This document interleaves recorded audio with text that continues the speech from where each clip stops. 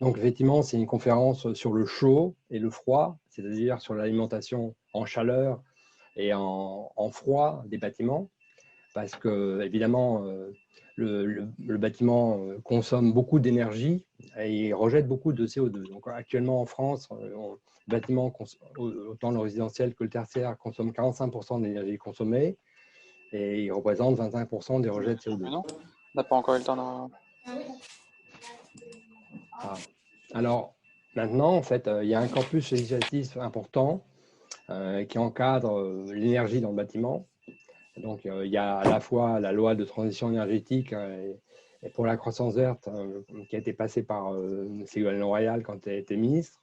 Après ça, donc, il y a eu la SNBC, donc la stratégie nationale bas carbone, qui a vu le jour. Et puis l'année dernière, donc, il y a eu ce vote du 8 novembre 2019 sur la loi énergie-climat qui inscrit l'urgence climatique dans le code de l'énergie et qui force le bâtiment à une neutralité carbone à l'horizon 2050.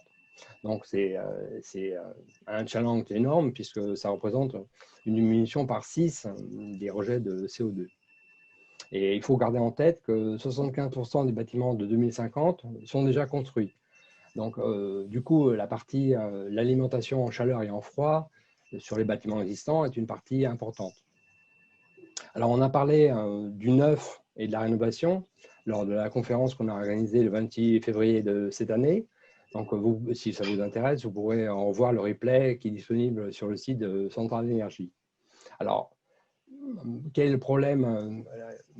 Donc là, on a parlé beaucoup du bâti, mais une fois qu'on a parlé du bâti, il faut qu'on parle évidemment de l'exploitation des bâtiments. Et c'est à ce titre que l'alimentation en chaleur et en froid des bâtiments est une partie essentielle aussi de l'énergie consommée dans les bâtiments et des rejets de CO2. Alors, le chaud, le froid, finalement, on se rend compte que chacun de vous le sait, que c'est tout à fait relatif, parce que ben, le froid absolu, c'est moins 273 degrés Celsius, et que parmi nos planètes voisines, comme Mars et Vénus, hein, Vénus a une température de surface de 462 degrés Celsius, alors que Mars a une température de surface de moins 55 degrés. Donc finalement, on est assez heureux sur Terre d'avoir une température moyenne de 15 degrés. Donc il faudrait éviter de trop augmenter cette température. Donc ça, c'est tous les travaux du GIEC qui visent un réchauffement qui, à l'horizon 2100, devrait être, au moins après les accords de Paris, limité à 2 degrés. Alors, qu'est-ce que le chaud et qu'est-ce que le froid? Ben, le chaud, c'est la chaleur, donc c'est quand la température descend selon la loi en dessous de 19 degrés. Et puis pour le chaud, c'est ce qui se passe au-dessus de 25 degrés. Alors, ça représente quoi en termes d'énergie? Ben, ça représente une dépense énorme de 65 millions de tonnes équivalent pétrole par an pour le chauffage.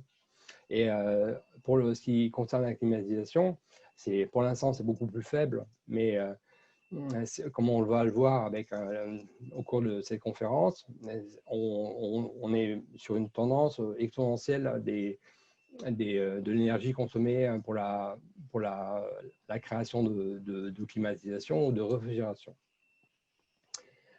Bon, déjà, on a vu qu'en Espagne, par exemple, il y a aujourd'hui un pic de consommation électrique pendant l'été. Mais ce qui nous fait très peur, c'est les fluides frigorigènes qui sont utilisés par la réfrigération, puisqu'il y a un fluide qui s'appelle R23, qui a un potentiel de réchauffement global de 12 400 fois l'impact du CO2. Et puis surtout, il y a beaucoup de consommateurs nouveaux, comme les data centers. Et puis, on sait aussi que l'impact de la climatisation est très fort sur les îlots de chaleur urbains. Alors, donc, c'est pour ça qu'on a choisi de placer cette conférence sur le signe des 2 R, à la fois du recyclage et puis de la réfrigération. Donc, on va bientôt laisser la parole à Pierre Dubarret qui va nous parler du chaud. et notamment du recyclage des combustibles solides de récupération. Donc, on voit ici une photo d'une installation qu'il a réalisée. Et puis après, donc, on en a pour à peu près une demi-heure avec Pierre Dubarret. Ensuite, on va passer la parole au froid. Donc, Samer Sab va nous parler, qui travaille à la Chemours Company, va nous parler de la réfrigération et du froid industriel. Donc voilà, ce qui nous intéresse là, c'est beaucoup de savoir le potentiel de réchauffement global que les fluides frigorigènes impliquent. Voilà, c'était grosso modo pour cadrer la conférence de ce soir. Donc maintenant, je vais passer la parole à Pierre Dubarret. Alors, merci et bonsoir à tous. Alors, je vais tâcher de partager mon écran. Juste un petit instant. Ça fonctionne correctement. Oui. Parfait. Alors, je vais mettre peut-être en affichage en diaporama. Alors, je vais vous parler du chaud sous un angle particulier qui est donc la valorisation de résidus combustibles. Donc, Étienne a parlé des CSR. Le CSR, c'est ce qu'on appelle un combustible solide de récupération qui est issu des déchets, mais je vais vous parler aussi d'autres déchets qu'on appelle des déchets ligneux qui viennent de la biomasse, qui sont donc constitués de bois. Et tout ça sous l'angle d'une approche qui est celle de Mini Green Power, dont vous apercevez la raison d'être, que l'on présente sous cette idée d'autonomie énergétique locale bas carbone.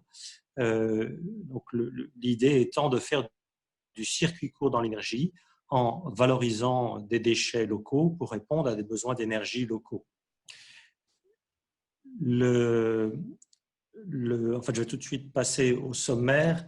L'idée que nous essayons de soutenir, c'est que il y a des gisements inexploités, donc des gisements de déchets qui peuvent constituer des combustibles et qui sont très souvent détenus par des collectivités, alors que les mêmes collectivités, et de façon générale tous les consommateurs de chaleur, dépensent des sommes considérables pour évacuer leurs déchets. Toute la question, c'est d'avoir la technologie qui permet de réunir ces deux problématiques et de créer une économie. Et donc, c'est ce à quoi Mini Green Power s'est attelé et c'est pourquoi elle a développé la technologie que je vais vous présenter. Pour revenir à ces questions de déchets, alors, je ne sais pas si mon écran est masqué. Voilà, je vais laisser un petit peu ça. La génération de déchets, de 3 types de déchets au niveau national.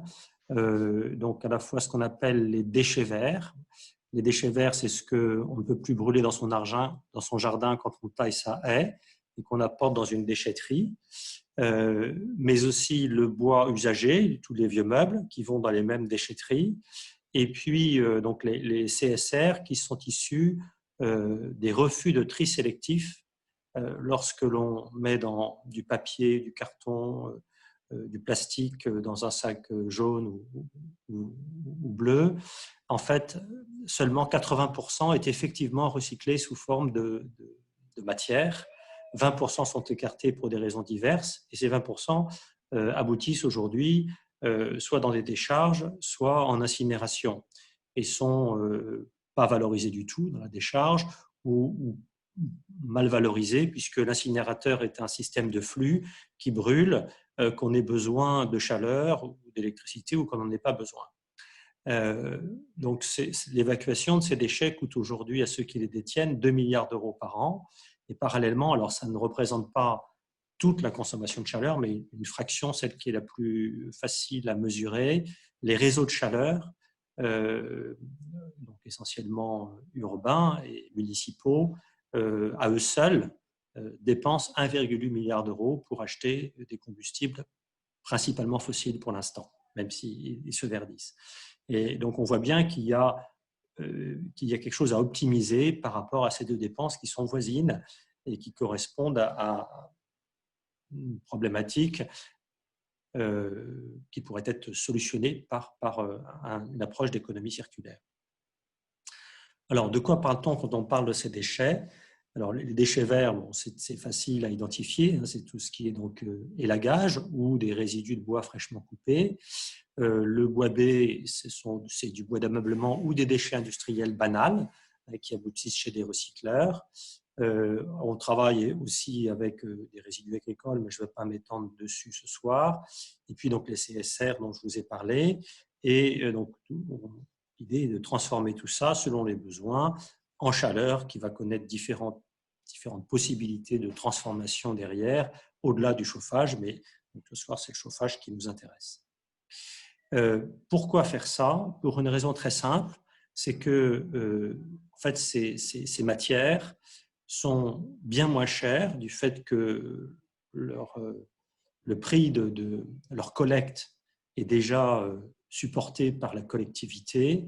Et donc, acquérir ces matières pour les valoriser, c'est bien moins cher que d'utiliser des combustibles classiques. Là, vous avez le prix au mégawattheure donc de 5 combustibles, la plaquette forestière, qui est un combustible renouvelable tout à fait vertueux, mais qui est un combustible cher, qui est au même prix que le gaz naturel. Quand on sait que pour mettre en œuvre une chaudière biomasse, il faut dépenser 10 fois plus que pour une chaudière gaz en investissement et beaucoup plus également en exploitation, on voit bien qu'il y a un sujet par rapport à la plaquette forestière qui aujourd'hui se développe beaucoup en France, mais essentiellement grâce à l'aide de subventions du fonds chaleur. Sans ça, le modèle économique de la plaquette forestière serait mis à mal. Et donc, c'est pourquoi nous avons l'idée d'essayer de trouver d'autres combustibles moins chers, dont vous voyez ici le coût. Donc, le déchet vert au mégawattheure est de l'ordre de 3 fois moins cher que la plaquette forestière ou que le gaz. Le bois de récupération est encore moins cher, donc il peut même être à coût négatif selon les régions. Et enfin, le CSR est en coût encore plus négatif. Alors là, vous voyez, il s'agit uniquement du coût du combustible. Il faut être conscient que l'utilisation de ces combustibles entraîne des coûts d'exploitation qui sont plus importants lorsque les matières sont plus polluées, ce qui justifie aussi que les coûts diffèrent, mais globalement, on arrive à une économie favorable par rapport aux combustibles précédents. Pour faire ça, nous avons mis au point un procédé. Nous avons mis au point un procédé de combustion étagée qui comprend une étape de pyrogazéification, ce qui veut dire que en fait, on introduit un combustible dans un foyer qui est en défaut d'air. Donc, le combustible relâche les éléments volatiles et la combustion va commencer avec une injection qu'on appelle d'air secondaire. Donc, sur le schéma, vous voyez un petit ventilateur qui s'appelle R2. Et cette combustion va se poursuivre dans un tube de post-combustion avec un air tertiaire. Je ne vais pas trop m'appesantir sur la technologie, mais donc toute l'idée de cette combustion étagée est de pouvoir gérer des combustibles intrinsèquement variables qui sont ceux qu'on trouve dans les déchets. Les déchets ne sont pas un produit calibré ou rarement, mais un combustible intrinsèquement variable. Il faut pouvoir gérer cette variabilité en PCI, en humidité, enfin, sur tout un tas de caractéristiques. Et aussi gérer le caractère polluant ou un certain nombre d'éléments problématiques pour la récupération de la chaleur, comme les goudrons.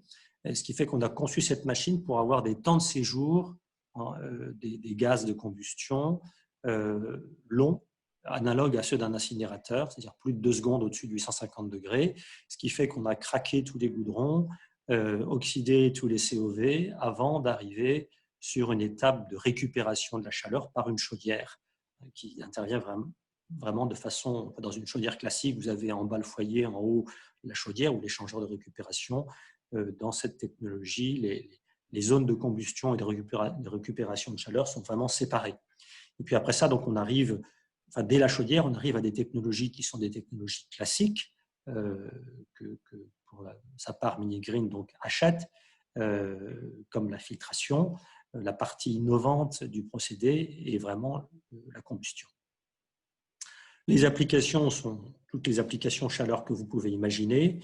Alors, ces technologies ne s'appliquent pas aux particuliers parce que ce sont des technologies qui demandent, qui sont à l'échelle industrielle, qui demandent de l'exploitation, une mise en œuvre qui ne se marie pas bien donc avec une échelle trop petite. Nous démarrons à 500 kW thermiques.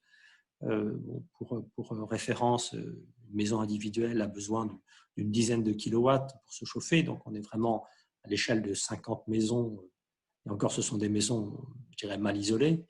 Donc, nos applications sont plutôt soit des réseaux de chaleur qui desservent de nombreux habitants, soit des infrastructures publiques ou des industries qui consomment de la chaleur de façon constante. C'est le cas idéal pour appliquer des machines qui ont un capex important, donc un combustible, un coût variable faible, mais des coûts fixes importants. Ça peut servir ponctuellement lorsqu'on a un résidu de chaleur, notamment parfois en cogénération, à alimenter aussi des groupes froids à absorption. Donc on peut faire du froid avec la chaleur, mais je ne vais pas m'appesantir là-dessus ce soir. Donc l'idée de tout ça, c'est d'être en économie circulaire et en circuit court, c'est-à-dire qu'on démarre, la démarche démarre d'un besoin de chaleur sur un territoire, et le fait d'avoir accès, d'avoir une solution technologique multicombustible, très flexible sur le combustible, va permettre d'aller chercher au plus près possible du besoin de chaleur les combustibles qui vont permettre d'y répondre.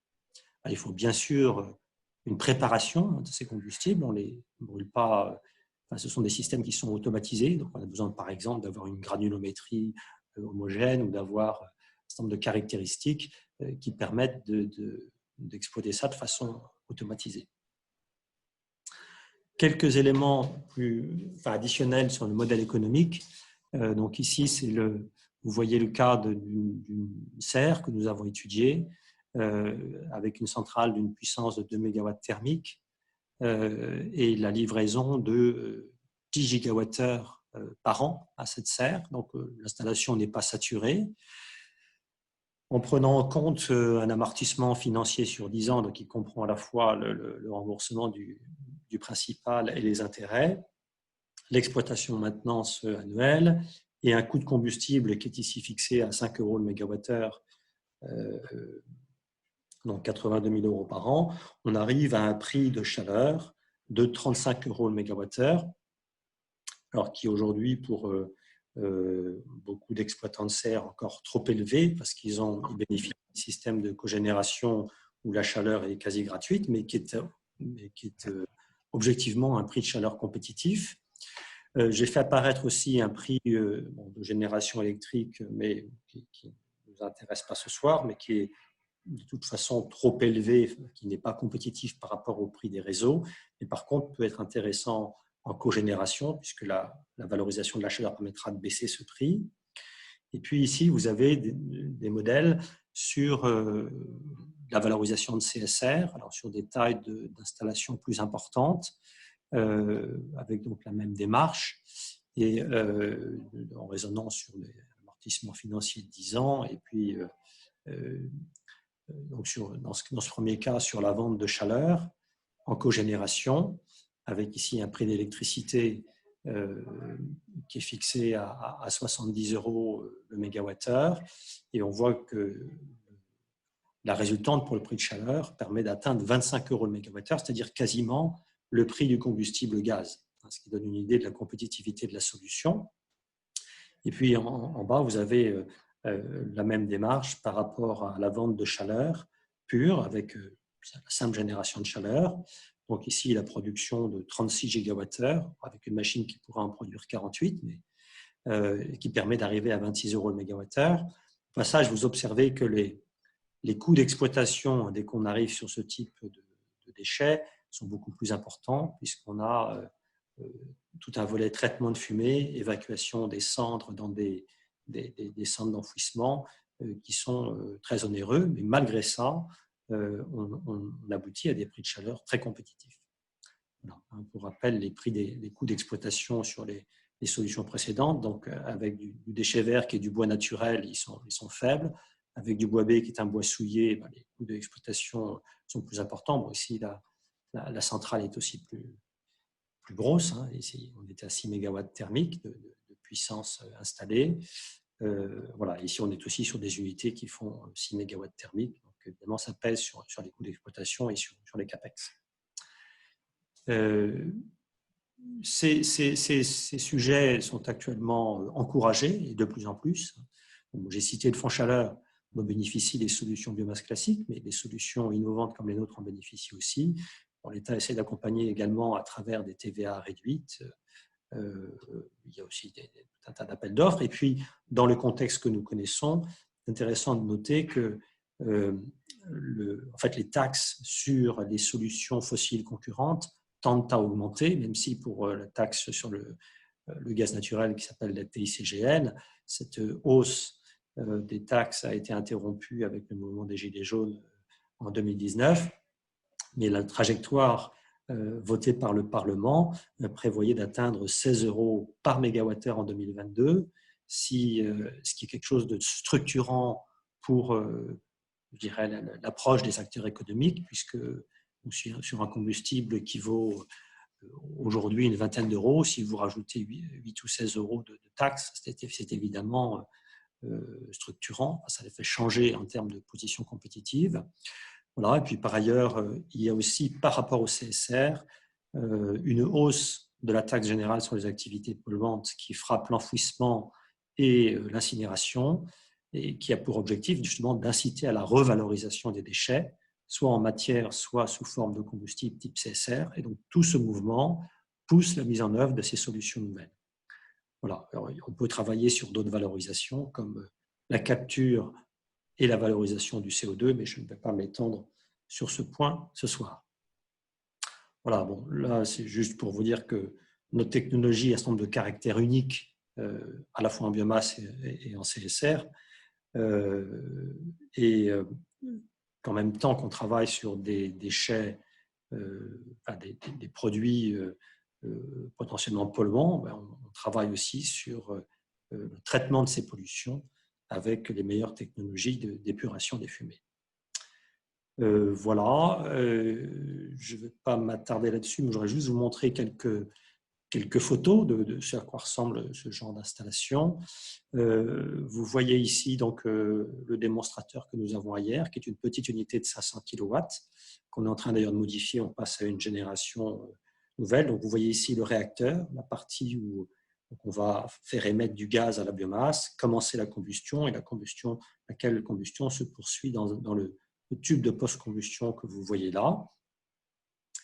Vous voyez ici une installation de 2,5 MW thermique qui alimente un cyclo-RC, donc un dispositif qui transforme la chaleur en électricité, et la chaleur résiduelle est valorisée pour un procédé d'agroalimentaire. Donc à nouveau le réacteur, le tube de post-combustion. Alors ici c'était le début de la technologie, donc c'est en fait une ancienne chaudière dont la partie foyer sert de chambre de tranquillisation et la partie supérieure d'échangeur. Et puis ici donc la machine que nous avons vendue au Pays de Galles. Alors ici nous avons vendu uniquement la partie réacteur. Et ce qui est intéressant, c'est que ça a été mis en rétrofit sur une chaudière existante.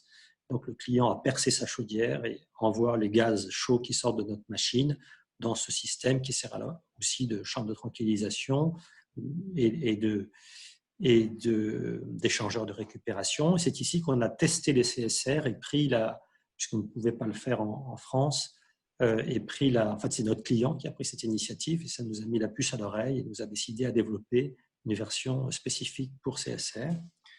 Regarde si je n'excède pas le temps qui m'est imparti. Et puis ici, donc, c'est l'endroit où je me trouve ce soir. C'est donc une centrale complète avec une partie valorisation de la chaleur pour du séchage que nous venons de mettre en route et qui est une machine de 750 kW qui va servir à faire de la plaquette forestière de qualité pour ceux qui ne peuvent consommer que ça. Mais notre machine consomme de la souche broyée pour avoir une chaleur bon marché pour les besoins chaleur du procédé de notre client.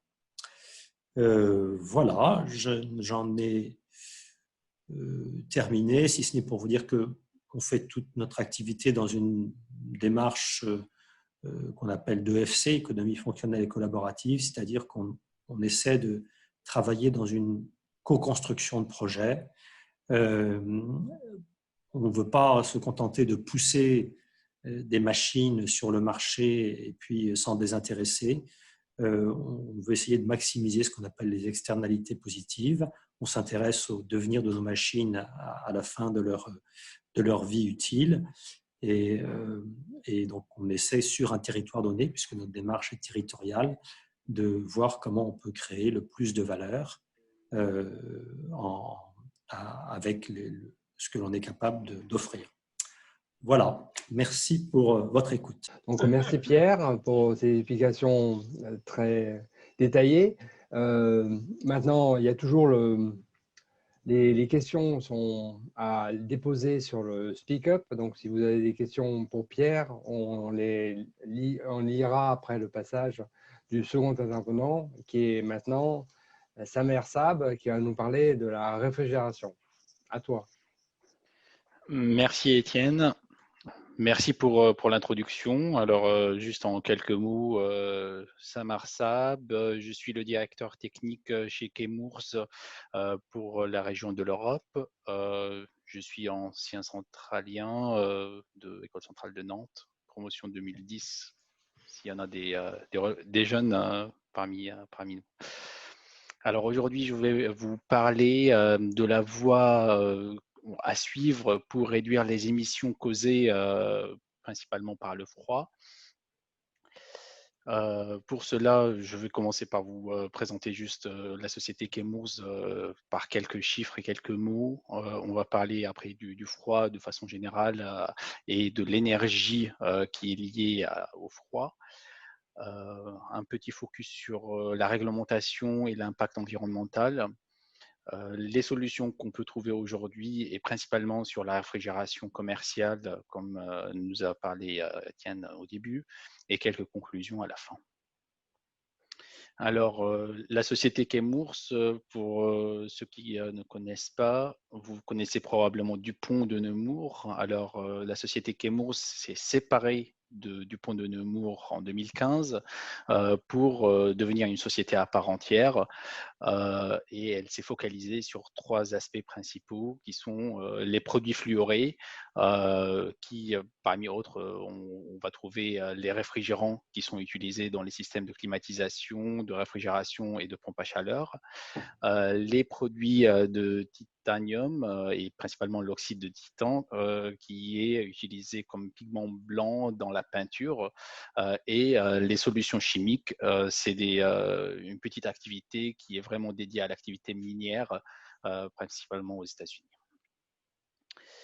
Alors, les produits fluorés, je fais juste une petite parenthèse là-dessus. Vous connaissez probablement des produits comme Freon, une marque qu'on entend parler maintenant qui est devenue dans le jargon pour dire tous les réfrigérants qui sont utilisés dans les systèmes de climatisation. On fait partie de notre portefeuille et aujourd'hui, on essaye de accompagner le marché vers des produits à plus faible impact environnemental qu'on va vous présenter un peu plus tard. En quelques chiffres, la société, elle est implantée dans 58 pays. On dessert des clients qui sont dans 120 pays dans le monde et on est à peu près 7000 employés pour travailler pour la société. Alors, ayant dit ça, maintenant, rentrons au vif du sujet et parlons un petit peu du froid. Alors, le froid, c'est un grand marché. Là, vous pouvez voir qu'est-ce que ça représente en valeur d'emploi et de commerce sur le marché. On est à peu près à 135 milliards de dollars pour l'année 2018, tout ce qui est lié au froid. Juste pour situer, on peut voir il y a les panneaux solaires juste un peu avant et les jeux vidéo juste après. Mais plus important, le froid, c'est quelque chose qu'on va retrouver dans plein de secteurs. Par exemple, la santé, la médecine. Il faut aussi pouvoir garder les médicaments à des températures contrôlées. Du coup, c'est très important pour ces secteurs-là. Le secteur, bien sûr, du bien-être et du confort, la climatisation, c'est important dans certains pays. Et aussi pour le bien-être, parce qu'il y a eu des études qui ont montré qu'on est plus heureux quand on est dans des températures clémentes à l'intérieur de lieux de travail, principalement. Il y a l'aspect, la chaîne du froid et la conservation des produits alimentaires. On sait qu'il y a à peu près 20% des produits qui sont jetés, produits alimentaires qui sont jetés, faute d'accès à des systèmes de réfrigération. Alors, si on arrive à avoir accès à des tels systèmes, on peut réduire les déchets alimentaires. Il y a tout l'aspect de la digitalisation. On a parlé des data centers. Le refroidissement des data centers consomme une quantité phénoménale d'énergie. Alors, le froid, il est tout à fait important pour le fonctionnement de ces data centers. La productivité de façon générale pour l'industrialisation et bien sûr la mobilité. On parle par exemple de la du système de climatisation dans l'automobile, le refroidissement des véhicules électriques. C'est un des sujets qu'on traite en ce moment de façon assez importante parce qu'on sait que les batteries électriques des véhicules, elles ont une température optimale de fonctionnement qui est aux alentours de 30 degrés. Et quand elles sont sollicitées, si on touche un téléphone portable après avoir sollicité un petit peu, on va voir que la température elle va monter assez rapidement, ce qui va dégrader la durée de vie de ces batteries. Alors, il faut tout à fait les refroidir et le froid, encore une fois, montre son intérêt. En quelques chiffres, sur le graphique de gauche, vous pouvez voir l'évolution du marché ou de nombre d'air conditionné dans le monde. Le graphique il date de 2016, mais on peut voir l'évolution vers 2050 qui est limite exponentielle. En Europe, on va doubler à peu près les nombres de climatiseurs entre 2016 et 2030. De façon un peu plus générale, on considère qu'en 2050, 16% de l'électricité produite sera pour fabriquer du froid de façon générale, soit pour le froid climatiseur, soit pour le froid industriel, soit la réfrigération. Pour moi, le chiffre qui en parle le plus, c'est celui-là. 50% de l'énergie consommée dans un supermarché est consacrée à la réfrigération. Et quand on regarde le nombre de supermarchés qu'on peut trouver en Europe, dépassant les 115 000 supermarchés de grande taille, pas les petites supérettes qu'on peut trouver en bas de chez nous, on peut faire un cumul là-dessus et on peut voir la quantité d'énergie qui est consommée. Et un autre chiffre qui est aussi important, que 40% de l'énergie consommée dans les data centers est consacrée aussi pour le refroidissement. Alors, on a parlé de l'énergie qui est consommée par le froid et l'importance du froid, mais quelle est la différence déjà entre le chauffage et le refroidissement, entre le froid et le chaud? Thermodynamiquement, si je peux le dire, il n'y a aucune différence. L'énergie, elle va toujours être transférée naturellement de l'endroit le plus chaud à l'endroit le plus froid. Et de cette façon-là, l'endroit le plus chaud qui est en train de refroidir, où la température elle va baisser, il va subir un refroidissement. Et de l'autre côté, l'endroit qui voit sa température monter va être en train de chauffer. Mais parfois on a besoin d'aller à l'encontre de la nature. Alors, chauffer l'endroit le plus froid, c'est facile. Du coup, c'est relativement faisable. On cherche toujours des façons plus efficaces pour le faire. Mais quand on veut refroidir un endroit qui est moins, qui a une température plus faible que l'ambiance, par exemple, on prend l'exemple d'une maison, il fait 35 degrés dehors et on veut descendre la température à l'intérieur de notre maison à 20 degrés. Dans ce cas-là, on a besoin d'un système de réfrigération qui va inverser les transferts d'énergie par rapport au flux naturel d'énergie. Pour cela, on va utiliser de l'énergie électrique principalement pour faire fonctionner ces systèmes. On va de cette façon récupérer l'énergie depuis l'intérieur et la rejeter à l'extérieur en jouant sur des pressions et des températures d'un certain fluide. Alors, l'exemple le plus parlant, c'est les systèmes de réfrigération par compression. C'est le système le plus répandu pour créer du froid. Pierre nous a parlé d'un système à adsorption ou absorption qui sont des systèmes qui vont utiliser la chaleur thermique pour créer du froid. Cette fois-ci, on va utiliser l'énergie électrique pour fournir du froid. En quelques mots, on a un compresseur qui va faire circuler un fluide dans un système qui est fermé. C'est important de le dire que c'est un système qui est fermé. Alors, le fluide qui est à l'intérieur est censé rester à l'intérieur. Et ce fluide-là, il va subir une série de transformations où il va être en premier comprimé, sa température elle va monter, sa pression elle va monter, jusqu'au point où il va devenir plus chaud que l'ambiance. Et de cette façon-là, on va pouvoir sortir l'énergie du réfrigérant vers l'ambiance. Et après, il va changer d'état, il va devenir liquide quand il va céder cette chaleur. Il va subir une détente, c'est-à-dire on va faire chuter sa pression de façon brusque, ce qui va le refroidir.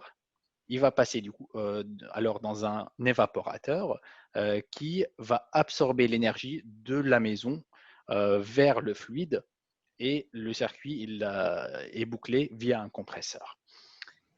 Alors pourquoi on parle de tout cela Parce que moi je vais vous parler principalement du réfrigérant qui est à l'intérieur, du fluide qui est utilisé pour transférer l'énergie de l'intérieur vers l'extérieur de la maison ou d'un frigo ou d'un système de réfrigération quelconque.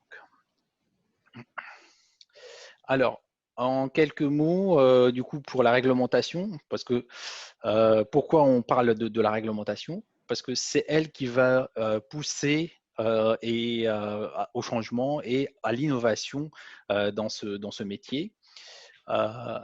Pour cela, il faut que je vous présente une première notion qui est appelée le potentiel de réchauffement global, ou PRG. En anglais, pour ceux qui connaissent, c'est GWP, Global Warming Potential.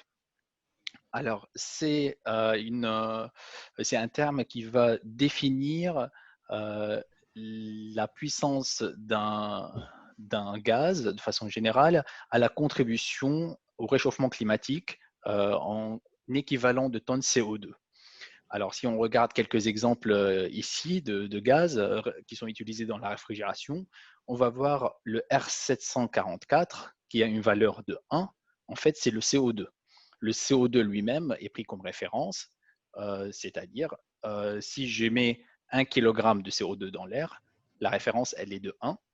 Si j'émets, par exemple, 1 kg du R23, c'est comme si j'ai mis 12 tonnes,4 de CO2 dans l'air.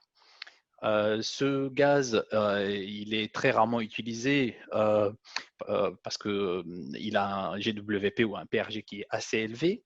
Les gaz les plus répandus aujourd'hui, on va voir ici, par exemple le 404A, le 410A, le 134A qui est utilisé principalement dans la climatisation automobile jusqu'en 2015. C'était le fluide le plus utilisé.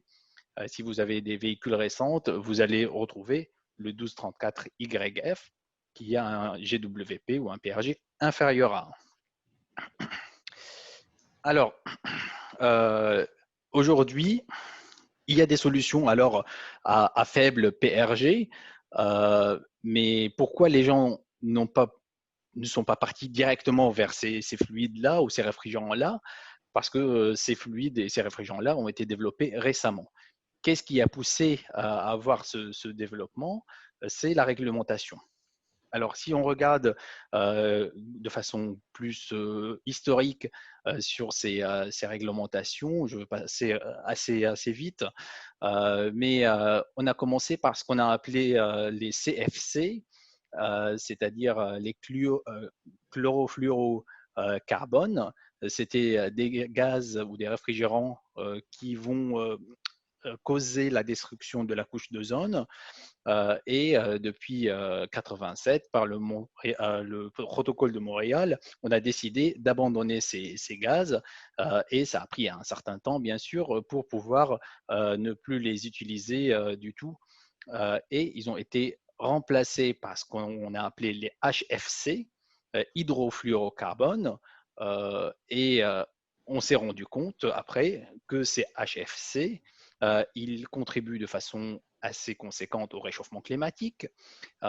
Et suite au protocole de Kyoto, on a décidé encore une fois de mener une nouvelle transition et une nouvelle innovation dans ces fluides-là pour essayer de trouver une nouvelle alternative.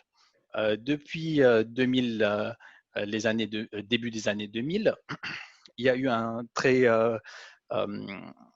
grand effort de développement et de recherche pour développer une nouvelle molécule qui est le 1234YF. Alors, c'est ce qu'on va appeler les HFO, hydrofluoroolefines.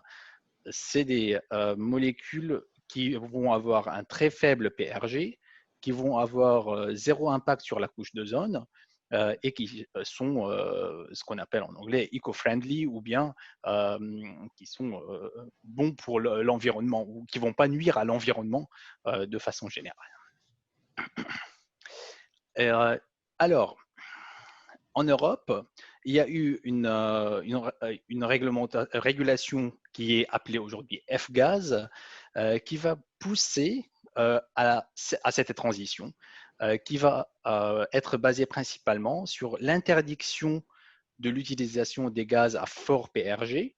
Par exemple, tout ce qui est supérieur à 2500 pour une large gamme d'utilisation serait interdit, et c'est le cas depuis janvier 2020.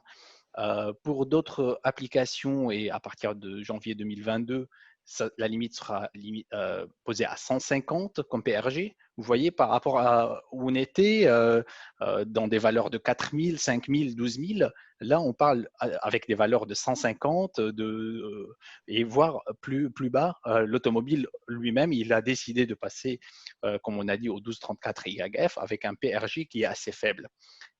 En plus de ces interdictions, il y a aussi un système de quotas, c'est-à-dire, on va dire, vous avez le droit à utiliser une certaine quantité en équivalent en tonnes équivalent CO2.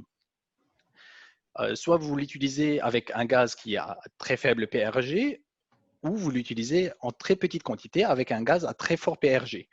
Et on voit cette banque ou ces quotas qui sont en train d'être réduits année après année pour atteindre 78% de réduction par rapport à l'année d'origine qui est 2014. Alors, il y a une très forte volonté de la part de l'Europe pour réduire ces gaz. Alors, c'est très important et nous, on travaille aussi là-dessus. Mais ce qu'il faut dire que ces gaz-là, on voit la partie sur ce graphique, on voit les émissions totales de gaz à effet de serre pour l'année 2017. La partie verte représente les gaz fluorés. Elle est à peu près à 2,5%, pardon. Là où le CO2 lui-même représente 81%, voire plus. C'est pour ça on s'était dit, il ne faut pas seulement se focaliser sur la réduction du PRG, c'est-à-dire du pouvoir de réchauffement climatique d'un gaz, mais aussi il faut regarder son efficacité énergétique. Pour cela, on va utiliser une nouvelle notion cette fois-ci qui est appelée le TEWI, ou bien le Total Equivalent Warming Impact. Cet indicateur-là, il va regarder deux aspects, les émissions directes liées aux réfrigérants et à leur pouvoir de réchauffement climatique, et un aspect indirect qui va prendre en considération la production d'énergie, principalement la production d'électricité et la consommation d'électricité d'un système donné pour avoir une valeur globale sur les émissions. Avec toutes ces notions qu'on a vues, maintenant, c'est important du coup de regarder les solutions qu'on peut avoir pour les systèmes. Je vous ai parlé de quelques réfrigérants qui sont très répandus dans l'industrie. On peut voir ici les valeurs de leur PRG. Chemours développe, comme je vous ai dit, des mélanges de réfrigérants ou des réfrigérants pour réduire les valeurs de PRG et tout en essayant aussi de réduire le nombre de réfrigérants qu'on peut retrouver sur le marché parce qu'aujourd'hui, ça devient un peu compliqué pour les industriels de se retrouver tellement il y en a de ces fluides. Alors, on essaye de réduire aussi le nombre de réfrigérants alternatifs. Pour cela, on va développer des réfrigérants en premier lieu qui peuvent être utilisés en lieu et place des anciens réfrigérants dans des anciens systèmes. Quand on a, par exemple, un système de réfrigération qui va faire plusieurs mégawatts de froid, on ne va pas vouloir changer tout le système juste parce que le gaz est devenu indisponible. On va vouloir remplacer l'ancien gaz par un nouveau. Et pour ça, il y a une nécessité de développer des nouveaux réfrigérants. Pour les nouvelles installations, on veut chercher les solutions qui vont avoir le PRG le plus faible possible. Je vous ai parlé par exemple de 1234 IGF qui est utilisé dans l'automobile et on va l'utiliser pour faire des mélanges d'autres réfrigérants, par exemple le 454C qui a un PRG de 146 et qui va remplacer toute la partie que vous voyez par-dessus. Tous ces réfrigérants-là peuvent être remplacés par un seul avec un PRG qui est assez faible. Alors, maintenant, si on veut se focaliser un peu plus sur la réfrigération commerciale, en quelques mots, c'est quoi la réfrigération commerciale? C'est ce qu'on voit dans un supermarché en faisant nos courses. Il y a des vitrines froides où on a le yaourt, on a le fromage, on a la viande. Toutes ces vitrines-là sont alimentées par des systèmes de réfrigération pour les maintenir à une température qui est aux alentours de 0, où la partie glace et produits surgelés, où les produits sont maintenus à une température aux alentours de moins 20 degrés. Alors, c'est important d'avoir des systèmes pour remplacer le gaz qui est dans ces systèmes de réfrigération et de réduire l'impact que peut avoir la production de ce froid. On peut avoir plein de différentes technologies aujourd'hui sur le marché. Je ne veux pas vous les citer toutes, mais il y a vraiment un panel de solutions qui peuvent avoir un investissement initial très variable, de très faible à très élevé, ce qui rend aussi le choix très compliqué et qui rend la décision à prendre parfois un peu nébuleuse. On ne sait pas quelle solution il faut prendre pour avoir un système le plus efficient ou éco-efficient, si je peux dire le mot. C'est pour ça que je veux me baser sur un exemple qui est les supermarchés Asda. En France, on ne les connaît pas très bien, mais au Royaume-Uni, ils sont très bien répandus. C'est une filiale du groupe Walmart et qui emploie 165 000 salariés. Ils ont 19 millions de clients par an et plus de 600 magasins au Royaume-Uni. Cette chaîne de supermarchés, elle montre ouvertement son envie de préserver l'environnement. C'est un peu leur image de marque. Ils essayent de réduire l'impact environnemental des différents produits de leurs produits ou de leur supermarché de façon générale. Alors, pour prendre leur décision, ils ont défini un certain nombre de critères. Ils ont dit notre nouveau système doit avoir tous ces critères-là au vert. C'est-à-dire, il faut qu'ils produisent la même capacité de réfrigération, ce qui est un peu normal. On veut toujours refroidir les mêmes produits et la même quantité, alors on veut avoir la même capacité de froid. On veut avoir des meilleures performances énergétiques, c'est-à-dire on veut réduire la consommation d'électricité. On veut avoir un temps d'arrêt pour maintenance qui est assez faible aussi. On veut améliorer de façon générale le coût total de possession, c'est-à-dire combien ça va nous coûter une installation en investissement initial, en coût de maintenance, en coût d'électricité et ainsi de suite. Et il y a tout un paramètre important qui était aussi pour eux, c'est d'avoir des systèmes qui sont faciles de maintenance et d'installation. Parce qu'il y a d'autres technologies, par exemple le CO2 peut être lui-même utilisé comme réfrigérant, mais dans des systèmes ce qu'on appelle transcritiques, c'est-à-dire le CO2, il va monter à des pressions de 120 bars qui nécessitent une main-d'œuvre qualifiée et très pointue, qui aujourd'hui, elle est un peu manquante sur le marché, qui rend la maintenance et l'installation du système très dépendante de cette main-d'œuvre rare. Pour cela, cette chaîne de supermarchés, Asda, ils se sont lancés dans une première étude qui va englober plusieurs tailles de magasins. Moi, j'ai pris juste un exemple qui est le supermarché de ville qui est entre 300 et 500 mètres carrés avec une certaine puissance de froid qui est installée dans ce magasin. Et ils ont aussi regardé deux villes en Europe, une ville qui est la ville de Leicester et une ville en Espagne qui est Séville, pour représenter deux climats qui sont assez différents. Un climat qui est tempéré au Royaume-Uni, tempéré froid, et un climat qui est relativement chaud pour la ville de Séville. Ils ont mandaté toute une étude à un bureau d'études qui va comparer plein de paramètres pour les différentes technologies que je vous avais citées un peu avant. Et ils ont bien sûr regardé le fameux TIWI que j'en ai parlé un peu avant.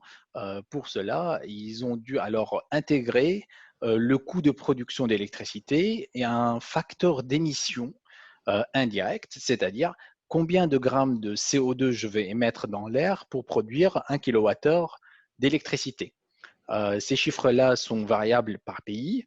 En France, grâce à l'énergie nucléaire, on va être plutôt aux alentours de 60 à 80 grammes par gramme CO2 équivalent par kilowattheure électrique. Mais pour les autres pays européens, on va être assez élevé aux alentours de 300 grammes de CO2 par kilowattheure électrique. Ils ont pris aussi la valeur de PRG de chacune des solutions avec le réfrigérant qui est utilisé, avec des hypothèses sur des fuites qu'on peut avoir tous les ans. Parce que comme je vous ai dit au début, un système de réfrigération est censé être un système à circuit fermé. Alors le fluide à l'intérieur est censé rester à l'intérieur. Mais comme vous l'avez probablement expérimenté, les systèmes de climatisation de votre voiture, par exemple, à un certain moment, ils ne fonctionnent plus. Il faut remettre du réfrigérant là-dedans. C'est parce qu'on a des fuites, des micro-fuites qui sont là tous les ans, tous les jours, et on ne peut pas les annuler et avoir des fuites de zéro. Alors, on a toujours des fuites qui peuvent varier de 2,5 à 10% par an, selon les technologies. Alors, ayant toutes ces données, on peut tracer ou voir, comme je vous ai présenté ici, les émissions totales sur la période de vie d'une installation qui est de 10 ans pour les différentes technologies. Et on a essayé de diviser en deux. La partie verte, c'est les émissions directes, c'est-à-dire qui sont liées au fluide lui-même et le potentiel de réchauffement climatique lié au fluide qui va fuir, et la partie orange qui est liée à la consommation d'énergie ou la consommation d'électricité de ce réfrigérant-là, et là pour les deux villes de Leicester et de Séville. Ce qu'on va retenir ici, que les émissions totales sur 10 ans, elles peuvent varier presque du simple au double entre ces deux solutions-là. Et c'est important aussi alors de regarder la solution qui va réduire au minimum les émissions totales. Mais aussi, les solutions qui vont utiliser un faible PRG, c'est-à-dire toutes les solutions où la partie verte elle est quasiment inexistante, on va avoir ce qui reste, ça va être les émissions indirectes, c'est-à-dire la consommation d'énergie, la consommation d'électricité, ce qui montre encore une fois l'importance maintenant de l'efficacité d'un certain système et du réfrigérant qui est utilisé avec. On peut voir parmi les solutions ici, les trois premières, que des solutions avec un PRG qui est relativement moyen, j'ai envie de dire. La solution qu'on présente en premier, le 454C, elle a un PRG de 146, comme je l'ai dit avant, là où les solutions qui vont venir après ont un PRG respectif de 3 et de 1. Le CO2, comme on l'a dit au début, c'est la référence, il a un PRG de 1. C'est ce qui peut être parmi les valeurs les plus faibles possibles, mais les émissions globales sont aux alentours de 19% plus élevées qu'une solution avec un PRG intrinsèque qui est un peu plus élevé.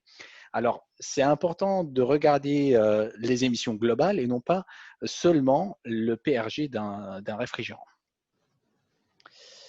Mais on peut dire, c'est bien de regarder que le PRG, il faut regarder aussi l'impact sur le coût de l'installation.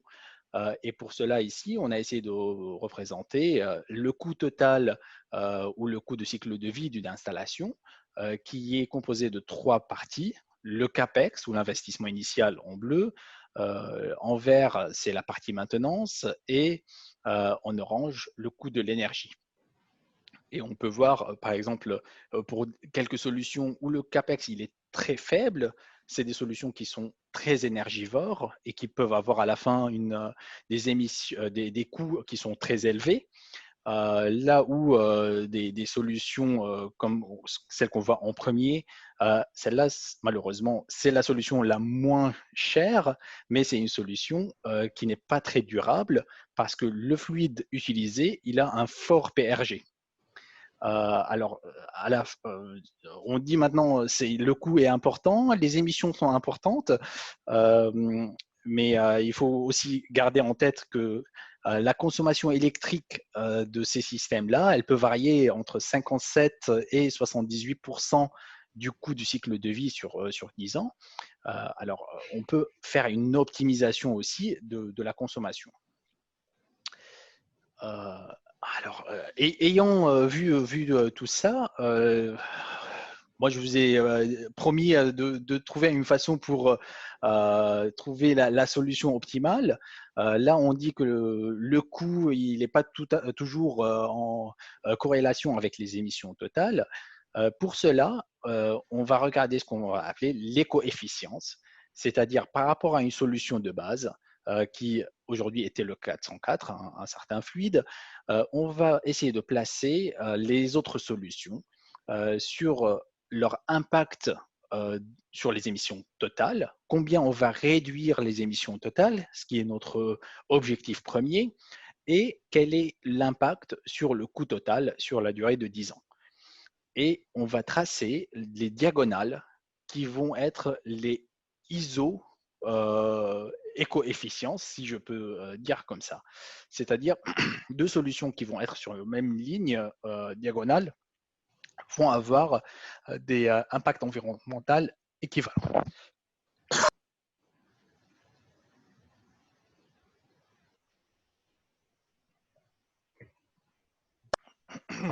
Excusez-moi. Alors, pour cela, on va regarder les solutions qui vont améliorer au mieux l'impact environnemental. Et dans ce cas-là, pour les deux villes de Leicester au Royaume-Uni et de Séville en Espagne, on va retrouver toujours la même solution qui est un réfrigérant à base avec un PRG qui est inférieur à 150, aux alentours de 146, comme on a dit un peu avant, et qui va assurer le meilleur compromis coût-émission pour ces applications-là.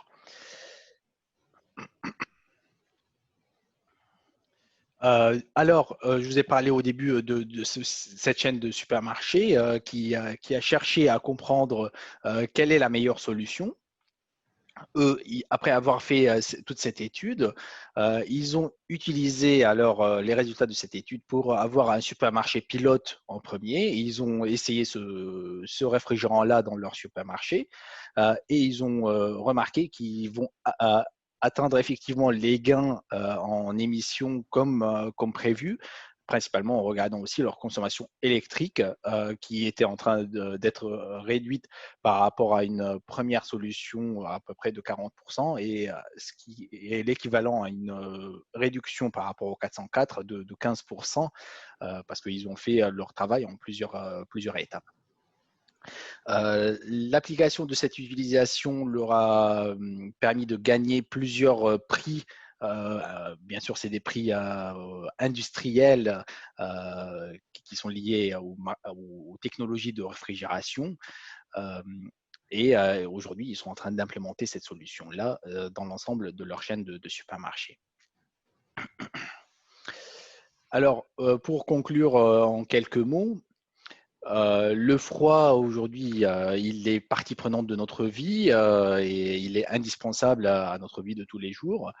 Il y a plusieurs lois, principalement en Europe, la loi F-Gaz, qui va inciter à adopter des solutions à faible PRG ou à faible potentiel de réchauffement climatique ou global pour les réfrigérants qui sont utilisés dans les systèmes de climatisation et de réfrigération. Mais cela ne doit pas être fait aveuglement. Il faut choisir toujours la technologie de réfrigération avec le réfrigérant qui est utilisé dans le système de façon à réduire l'impact global sur les émissions de CO2 ou autrement dit le Total Equivalent Warming Impact, tout en réduisant aussi le coût total de possession de ces installations. Merci pour votre attention et si vous avez des questions, bien sûr, on serait ravis de répondre. Oui, merci beaucoup Samer pour cette présentation très claire de l'évolution des normes qui concernent les fluides frigorifiques. Donc on peut être un peu rassuré. Au moins le R23 il est moins utilisé qu'il n'y paraît. Oui, heureusement, le R23, en fait, il est utilisé très rarement pour des applications vraiment de niche. Les quantités, c'est rien. Mais de façon générale, tous les réfrigérants à très fort PRG, aujourd'hui, sont en train d'être remplacés par des solutions plus environnementales. On est rassuré. Bon, maintenant, on va passer aux questions qui sont à la fois pour Pierre et pour Samer. Alain, est-ce que tu veux lire la première question? Alors, il y a donc une question à Samer, c'est a-t-on une connaissance exhaustive de l'effet de ces réfrigérants faibles PRG, tant sur le plan environnemental que sanitaire? Effectivement, tout le monde se pose cette question. Est-ce que en changeant, parce qu'on a vu historiquement, on a changé à plusieurs fois les générations de réfrigérants et au début on se dit ben voilà c'est la solution à venir. Sauf que 10, 15, 20 ans plus tard, au début on a découvert la couche d'ozone, après on a découvert le réchauffement climatique. Maintenant on se dit bah, qu'est-ce qu'on va découvrir après? Aujourd'hui, on ne peut se prononcer que sur l'état de l'art qu'on connaît aujourd'hui. Les réfrigérants qui sont utilisés actuellement ont été, il y a eu plein d'études, bien sûr, sur leur impact sur la santé, sur l'environnement. Et aujourd'hui, il n'y a aucune étude qui a montré qu'il y a un problème de l'utilisation de ces réfrigérants-là. Sachant, comme je vous ai dit, depuis les années 2000, il y a eu un changement de mentalité qui est vraiment très important du fait d'avoir une obligation aujourd'hui de rendre les systèmes étanches. C'est-à-dire, on va réduire autant que possible les fuites de ces réfrigérants dans l'air. Ils sont censés rester dans un circuit fermé. Il y a 20 ans, les voitures, par exemple, qui partaient à la casse, pour vider le système de climatisation, on donnait un coup de marteau sur un des échangeurs et tout le fluide partait dans l'air. Aujourd'hui, on n'a plus le droit de faire ce genre de choses. On est obligé d'avoir des machines qui vont récupérer ce gaz et le traiter dans des usines, soit pour le recycler et le réutiliser, soit pour le brûler d'une façon contrôlée et éviter qu'il soit mis dans l'air d'une façon un peu hasardeuse. Merci. Maintenant, je crois que j'ai une question pour Pierre Dubarret. Pourquoi une chaudière biomasse est 10 fois plus chère qu'une chaudière gaz? Je crois que c'est quelque chose que tu as dit au début, mais sans expliquer. Est-ce que tu pourrais développer un peu? Oui, alors il y a déjà une question d'effet de série. Aujourd'hui, il y a un grand nombre de chaudières gaz qui sont fabriquées, mais il y a aussi le fait que brûler du gaz demande un branchement sur un tuyau et un brûleur relativement compact. Mettre en œuvre une chaudière biomasse demande d'avoir un silo, un stockage de biomasse qui va représenter quelques dizaines ou quelques centaines de mètres cubes. Et puis, il y a des contraintes en termes des contraintes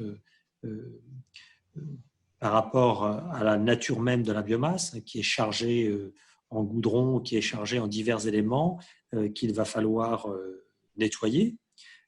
Donc, il y a des éléments de filtration qui sont mis en œuvre, voire des éléments de traitement des fumées, traitement chimique des fumées. Donc, tout ça vient s'ajouter au coût des installations qui sont aussi physiquement plus grosses, hein, puisque le PCI, le pouvoir combustible de la biomasse, est bien plus faible que celui du gaz. Donc, l'encombrement des installations est aussi beaucoup plus grand. Donc, sachant que ces installations sont garnies les foyers sont garnis de réfractaires, et en fait, on a une mise en œuvre de matériaux qui est beaucoup plus forte. D'accord. Alors, est-ce qu'on peut envisager une baisse du prix quand même si la chaudière biomasse se développe? Marginalement, oui. Un nouvel acteur comme nous, qui n'a pas encore d'effet de série, va évidemment voir ses prix baisser, mais pour les acteurs établis, en fait, la baisse des prix, il y a une certaine baisse des prix, mais qui laisse subsister un écart très important, de l'ordre de celui que j'indiquais. La baisse des prix s'est faite par des délocalisations de beaucoup de fabrications comme la chaudronnerie, malheureusement, mais en fait, intrinsèquement, ce sont des machines plus chères. Donc, il n'y a pas vraiment d'espoir de pouvoir avoir une installation beaucoup moins chère, en particulier du fait de la nature du combustible, comme je le disais, qui demande de manipuler des quantités plus importantes du fait de son PCI plus faible. D'accord. Donc, le pouvoir combustible de la biomasse, c'est, selon le type de biomasse, c'est 3 à 4 fois moins que le pouvoir combustible du gaz. Ok, donc il va falloir s'en contenter. Oui, alors, mais l'intérêt, c'est... d'ailleurs, évidemment, l'intérêt, c'est le recyclage, beaucoup plus que le coût, en fait. Mais on arrive au total à un prix de kilowattheure qui est inférieur. Qui est compétitif quand même. Alors, j'ai une autre question pour toi, je pense. La taxe sur le carbone sur le CO2 devant aller en grandissant, la technologie de mini green power permet-elle d'être économiquement viable dans ce contexte? Alors, nous sommes déjà économiquement viables même sans aide, pour des applications d'une certaine taille, d'une certaine intensité énergétique. Évidemment, toutes les taxes liées au CO2, tout ce qui renchérit l'utilisation des fossiles, va rendre la solution plus compétitive, mais elle l'est déjà aujourd'hui pour certaines applications. Et puis, ça dépend aussi des contextes énergétiques. C'est-à-dire que si on est contre le gaz naturel, évidemment, c'est plus difficile que si on est en face d'une concurrence sur du propane en bonbonne. Voilà. Donc, il y a des contextes où, enfin, déjà un certain nombre de contextes en France et à l'étranger où nous sommes compétitifs. D'accord. Hors subvention. Alors Alain, tu peux peut-être lire la question suivante, qui, je pense, est Moi, je la vois pas sur mon écran. Alors, c'est la troisième question des bests. C'est cette demande Mais descend. j'ai pas de best. Ah, t'as pas, sur Speak Up, tu as recent. J'ai pas speak up. Ah, t'as pas Speak Up? Mais non, je sais pas Ah, pourquoi. bah. Bon. Bon, Mais bah, moi, écoute, tu as le lien dans le chat, en fait. Alors, je vais continuer. Hein, puis, une fois que tu auras démarré, tu vas voir les... non, mais je veux bien. Moi, j'avais une question j'avais aussi une autre question que j'ai pas marquée là, mais D'accord, bon. mais là, on prend les questions des Oui, participants. ben d'accord. C'est donc, je pense, une question pour sa mère. Il demande, cette demande grandissante de froid, est-ce que c'est reconnaître que l'isolation ne va pas s'améliorer? Alors, C'est quoi l'isolation des bâtiments, l'isolation des frigos? Je crois que la question est ouverte. effectivement, c'est pour ça il y a plusieurs aspects qu'on peut traiter avec cette question. Pour le bâtiment, on est toujours en train de travailler sur l'isolation et on est passé par les différentes réglementations thermiques, RT 2012 et là bientôt RT 2020. Ça va aider côté chaud et côté froid. Alors là, il y aura toujours un intérêt. Ce qui va expliquer la demande grandissante du froid, c'est d'un côté la volonté d'un confort thermique pour le bâtiment que aujourd'hui on permettait de s'en passer, mais on devient de plus en plus demandeur d'avoir de la climatisation dans les nouveaux bâtiments. Alors ça, c'est une nouvelle application. C'est pour ça qu'on a dit on va doubler le nombre de climatiseurs en Europe pour cette partie. Et c'est encore plus le cas dans les pays, entre guillemets, chauds, où il y a eu aussi une forte croissance, en particulier en Chine ou dans les pays du Moyen-Orient, où cette demande est en augmentation non cessante. Mais d'un autre côté, il faut dire aussi, il y a eu des efforts qui sont assez considérables. Par exemple, en Europe, là, en ce moment même, on peut voir dans les supermarchés, ces supermarchés-là sont en train d'installer des portes sur les vitrines de réfrigération. Je ne sais pas si vous avez remarqué ça dans les petites supérettes à côté de chez vous. Il y a quelques années, on pouvait prendre le yaourt directement. Et là, de plus en plus, il y a des petites portes. On ouvre, on prend le produit et on referme. Et juste avoir ces portes-là réduit le besoin de froid de 30% à peu près. 30%. Alors, il y a effectivement, il y a une demande qui est en train de grandir, juste le besoin aussi de réfrigération et de climatisation est en train de grandir. D'un autre côté, on est en train de faire des efforts sur l'isolation, sur l'amélioration de l'efficacité des systèmes pour essayer de réduire l'impact que peut avoir le froid sur la consommation d'énergie. Merci beaucoup.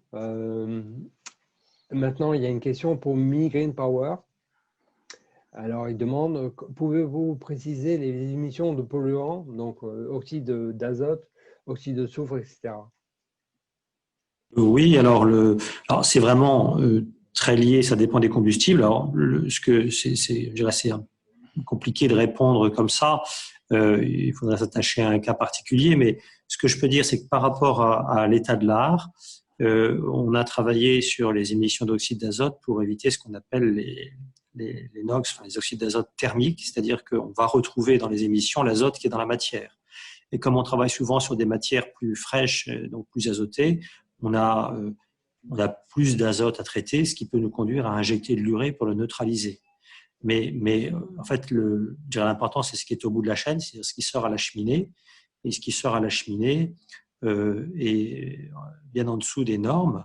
avec donc parfois des nécessités de traitement, donc dans le cas des oxydes d'azote avec de l'urée, dans le cas du dioxyde de soufre avec l'injection de chaux, de bicarbonate. Et puis il y a d'autres polluants à traiter qui amènent à utiliser du charbon actif pour avoir des émissions polluantes qui sont très faibles. En fait, dès qu'on est sur des combustibles type CSR, on est très surveillé par les DREAL et donc on est obligé de mettre en œuvre, je dirais, l'état de l'art avec des niveaux d'émissions, de tolérance aux émissions qui ont été beaucoup durcis ces dernières années. Maintenant, encore une question pour Mini Green Power. La technologie de Mini Green Power a sûrement un intérêt pour optimiser la combustion de la bagasse. Donc, c'est la résidus oui, alors, dans les drômes. Est-elle oui. compétitive par rapport à un système existant? Alors, oui et non. D'abord, ce qui se passe sur la bagasse, c'est qu'en général, c'est généré en très grande quantité et donc mis en œuvre dans des chaudières de très grosse taille, ce qui n'est pas le cas des nôtres, puisque nous, on va jusqu'à 6-7 MW thermiques. Les chaudières bagasse qu'il y a en association avec des sucreries, c'est 20 ou 50. Donc, c'est un premier élément de réponse. Et en fait, notre différenciation se fait par la flexibilité sur le combustible, donc la capacité à prendre des combustibles multiples. C'est un combustible assez facile à traiter et qui n'est pas un combustible sur lequel on va chercher à se battre parce qu'on ne va pas apporter de valeur ajoutée par rapport aux solutions existantes. Et on va se trouver en face d'installations beaucoup plus grosses qui vont avoir un effet d'échelle avantageux. Donc, dans les DOM, dans les DROM, aux communautés d'outre-mer, on va plutôt s'intéresser, par exemple, aux déchets, à la fraction solide des déchets ménagers, pour faire de la mini-incinération ou pour faire de la valorisation de CSR, ou au bois B, des déchetteries. C'est plutôt sur ces matières qu'on va être capable d'apporter des solutions intéressantes à petite échelle et notamment, dans ce cas-là, pour cogénérer, puisqu'il y a plus besoin d'électricité que de chaleur dans ces pays, même si on peut transformer la chaleur en froid. Merci. Alain, tu es là? Oui, moi j'ai une question. Pourquoi ne peut-on pas diminuer les fuites dans les systèmes? Alors, c'est une question pour sa mère. Oui. Alors, les systèmes de réfrigération, il y a différentes technologies qu'on peut trouver. Par exemple, l'exemple le plus, on va dire le plus sûr, c'est celui qu'on peut trouver dans notre frigo à la maison. Un frigo, il va fonctionner 15, 20 ans, parfois plus, sans avoir aucune fuite. C'est celui-là est possible grâce à la petite taille du système et aussi au fait qu'on va avoir ce qu'on peut appeler un système hermétique où le compresseur, qui est la pièce maîtresse, j'ai envie de dire, d'un système de réfrigération, est complètement dans une carcasse qui est fermée, soudée et qui permet d'avoir aucun joint dynamique qui est connecté à cette pièce-là. Tous les joints sont des joints statiques, alors on peut garantir une étanchéité là-dessus. Par contre, quand on passe à des tailles un peu supérieures de systèmes ou à des systèmes, par exemple le système automobile, dans un véhicule, le compresseur il est lié par un axe sur le vilebrequin du moteur. Alors on a un joint, ce qu'on va appeler un joint dynamique, et c'est là où on va avoir des fuites. Alors, même malgré la petite taille, on a des joints dynamiques qui vont créer des fuites qui sont fonctionnelles, on ne peut pas les supprimer. Et quand on va passer à des systèmes de taille très grande, par exemple un supermarché, vu la longueur des tuyaux, vu la taille de l'installation, on va tout souder sur place. On va plutôt braser parce que c'est du cuivre. Alors, on va faire toute l'installation sur place et on ne peut jamais garantir zéro fuite dans un tel système, sinon ça va prendre un temps très long pour installer le système et vérifier pour chaque liaison qu'on a vraiment zéro fuite, absolument zéro fuite. D'accord, merci. D'accord. Je continue la liste des questions. Ouais. Maintenant, c'est une question pour Pierre. Pierre a évoqué les systèmes de réfrigération par absorption. Peut-il en dire plus sur son expérience de faire du froid à partir du chaud?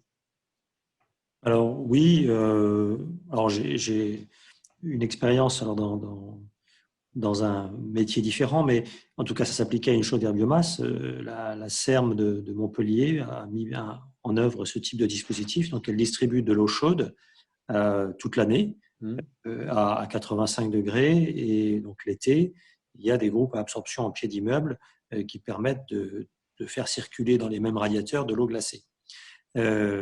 Alors, c'est quelque chose qui est intéressant. D'abord, c'est des machines qui ont un rendement. Elles consomment aussi de l'électricité. Elles consomment moins d'électricité qu'un groupe à compression, mais elles consomment quand même de l'électricité.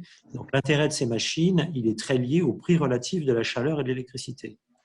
Et en France, par exemple, l'équation économique de ces systèmes n'est pas très bonne. Il faut vraiment avoir de la chaleur résiduelle à bas prix pour pouvoir mettre en œuvre de façon intéressante ce type de dispositif. Voilà. Dans d'autres pays, donc en d'autres termes, si l'électricité est chère et si la chaleur n'est pas chère, c'est intéressant. Dans le cas inverse, il vaut mieux un groupe à compression. Voilà. Mais il y a pas mal de chaleur fatale, et donc c'est une application possible de la chaleur fatale, de la chaleur résiduelle. Si on a par exemple une cogénération dont on ne valorise pas toute la chaleur, le groupe à absorption peut être une solution intéressante. Alors plutôt pour du froid positif, parce que sinon ça demande des températures élevées qui vont réduire les rendements électriques de la cogénération. D'accord, le froid positif, c'est le froid au-dessus de zéro, c'est bien ça, hein? C'est ça, c'est ça. Alors ensuite, il y a une autre Je me question. permets juste d'ajouter un petit commentaire. Ces applications-là, on peut les retrouver le plus fréquemment dans les camping-cars, où on a les petits frigos des camping-cars. Ils utilisent cette technologie-là parce qu'on veut être autonome et on n'a pas accès à l'électricité. Alors, c'est des endroits où on n'a pas accès à l'électricité. Ces solutions-là peuvent être très intéressantes. Et donc, dans les camping-cars, c'est des groupes à absorption qui fonctionnent sur le gaz. Voilà, on a Les bouteilles de gaz butane. une petite bouteille de gaz qui va brûler en permanence et avoir une petite source de chaleur qui va faire fonctionner le système. D'accord. Une autre question pour toi. Quelles contraintes et contrôles doivent exister pour obliger à utiliser ces nouveaux réfrigérants? Donc, je pense que c'est les nouveaux réfrigérants dont tu parles à la fin de ta présentation. Alors aujourd'hui, il y a beaucoup de contraintes et d'obligations pour essayer de réduire le pouvoir de réchauffement climatique des anciens fluides. Comme je vous ai parlé, il y a la fameuse F-gaz, cette réglementation européenne qui pousse à passer d'une solution à une autre en contraignant les quantités qu'on peut utiliser globalement et en interdisant des réfrigérants. Je vous ai parlé par exemple du 404. Celui-là, il n'est pas du tout utilisé aujourd'hui. On n'a plus le droit. Alors, il a fallu trouver une autre solution. En même temps, l'exemple que je peux donner, c'est l'Espagne. Elle a taxé en fonction du PRG les réfrigérants. Plus le réfrigérant il va avoir un PRG élevé, plus il va être taxé. En France, on voulait faire une taxe pareille. Maintenant, elle est toujours en train d'être débattue, mais cela peut être aussi utilisé comme argument. Mais pour moi, l'argument ultime doit être l'efficacité énergétique d'un système. Il faut interdire de mettre sur le marché des systèmes qui ont une efficacité énergétique qui n'est pas élevée. Et ça, aujourd'hui, on a commencé à le faire, comme on peut le trouver, par exemple, sur les lave-vaisselle ou les lave-linges ou les frigos avec le système labeling A+, A++. Certes, parfois, il est un peu dépassé, mais on a commencé à le faire sur les systèmes frigorifiques, mais ça va nécessiter un petit moment pour être vraiment mis sur le marché et bien répandu. Et grâce à des systèmes comme ça, on va favoriser des solutions et des réfrigérants qui sont plus éco-responsables ou qui sont mieux pour l'environnement. Alors ensuite, il y a une série de questions pour toi, Samer. Oui. A-t-on une connaissance exhaustive de l'effet de ces réfrigérants à faible PRG, tant sur le plan environnemental que sanitaire? Alors ça, je pense qu'on a répondu en Oui, on a premier. répondu, là. Oui. Alors ensuite, on passe en Inde, l'embourgeoisement de la population, couplé aux hausses des températures liées au changement climatique, fait le bonheur des vendeurs de climatiseurs. Mais cela fait aussi exploser la consommation électrique majoritairement issus de centrales à charbon. Combien des clients du froid sont-ils sensibles à de telles externalités négatives? Malheureusement, je ne peux pas dire que partout dans le monde, on essaye de suivre le même chemin que l'Europe. En Europe, et Étienne en a parlé au début, ce fameux Green Deal où on veut atteindre la neutralité carbone en 2050, ce n'est pas du tout le cas des autres pays. Même si il y a je vous ai parlé de la fameuse F-gaz pour l'Europe pour réduire et sortir les gaz à fort PRG de la circulation. Il y a des systèmes équivalents pour les autres pays dans le monde, alors, mais qui sont décalés dans le temps, qui peuvent aller jusqu'à 2050, voire plus tard. Mais on essaye de sensibiliser aussi les gens à l'utilisation des solutions à faible PRG, mais on ne peut pas faire le travail de tous les gouvernements pour dire il faut consommer de façon raisonnable, principalement l'électricité, ou produire de l'électricité verte pour tous les pays dans le monde. On peut essayer, mais je pense que c'est un peu compliqué. D'accord. Bon, on ne peut pas être partout. Alors, il y a une question sur c'est quoi un groupe logé refroidi à l'eau? Alors ça va nécessiter peut-être un schéma où comment je peux oui, si, l'exemple le plus facile. Alors déjà un groupe logé, c'est l'équivalent de ce qu'on peut trouver dans notre frigo. Ce que j'avais dit avant, un système complètement hermétique qui va refroidir un système ou une vitrine de façon autonome. Notre frigo à la maison, il est refroidi par l'air, c'est-à-dire quand on met la main derrière le frigo, c'est un peu chaud, c'est parce que il y a un grand condenseur qui va être refroidi juste par l'air de la pièce. Pour améliorer l'efficacité de ces systèmes-là, on peut, au lieu d'avoir un grand condenseur qui est refroidi avec de l'air, on peut avoir un petit condenseur qui c'est un échangeur à plaques, c'est-à-dire on va avoir des plaques d'aluminium ou de cuivre où le réfrigérant il va circuler et de l'autre côté, on va faire passer de l'eau. Et cette eau-là, souvent, elle est connectée par une pompe à un échangeur, un aérotherme qui est à l'extérieur du bâtiment. Certes, pour un frigo, ça n'a pas de sens, mais quand on a un supermarché avec 300 mètres de vitrine, on va récolter toute cette chaleur-là des condenseurs et on va l'évacuer à l'extérieur par un aérotherme classique. Eh bien, merci beaucoup. Voilà, donc maintenant, il me reste à remercier nos intervenants, Pierre Dubarret et Samer Sab, pour leurs exposés très complets sur les deux thèmes qui nous ont intéressés ce soir, donc le chaud et le froid pour l'alimentation des bâtiments. Et je les remercie vivement et j'espère qu'on a pu répondre à toutes les questions des participants, des valeureux participants qui sont restés malgré l'intervention du président de la République. Voilà, c'était la fin de cette conférence. Merci à vous. Merci aux organisateurs. Merci aux intervenants. Oui. Un grand merci aux intervenants. Oui, encore bravo. Et merci pour l'organisation.